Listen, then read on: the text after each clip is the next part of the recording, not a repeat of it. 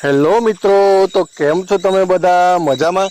આજે આપણે જાણીશું માં અને એક લાડકવાળી દીકરીની વાર્તા। એક સુંદર ગામડું હતું અને આ ગામડામાં એક સરસ મજાનું ઘર હતું। ઘરમાં એક માં અને એની દીકરી રહેતી હતી।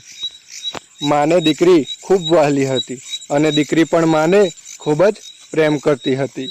દીકરી ભણવા જાય અને જ્યાં સુધી ઘરે પાછી ના આવે ત્યાં સુધી એની માને ખૂબ ચિંતા રહેતી હતી।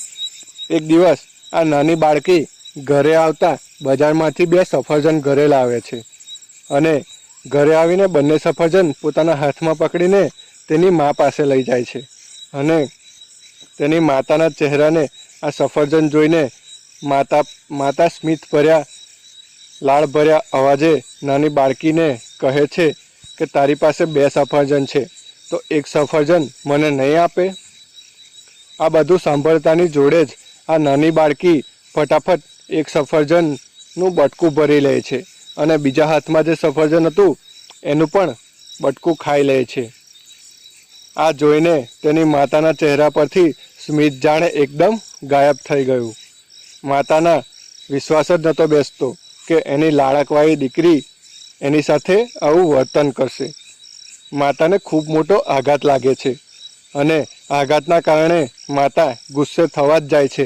એટલામાં તો આ નાનકડી બાળકી એક હાથ ઊંચો કરીને કહે છે કે માતા, આ સફરજન ખાઓ, આ સફરજન વધારે મીઠું છે। પોતાની નાનકડી દીકરીના આ સમજણના કારણે એની માતાનો ગુસ્સો એક પળમાં ઓગળી જાય છે અને આંખોમાં આંસુ સાથે પોતાની દીકરીને ભેટી પડે છે।